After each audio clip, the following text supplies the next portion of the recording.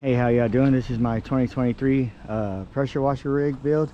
This is a Tiger tandem axle brake system release on it. We got the generator on here. I got a Honda GX690, brand new, still hasn't been hooked up. We're trying to get that done this week.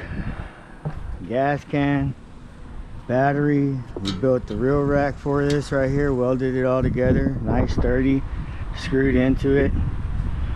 3 reels, one for the pressure washer, one for your common hose, and then we got our soft wash hose reel right here. I just got a little 35-gallon tank to go with it, and of course we got the 275-gallon for our main tank.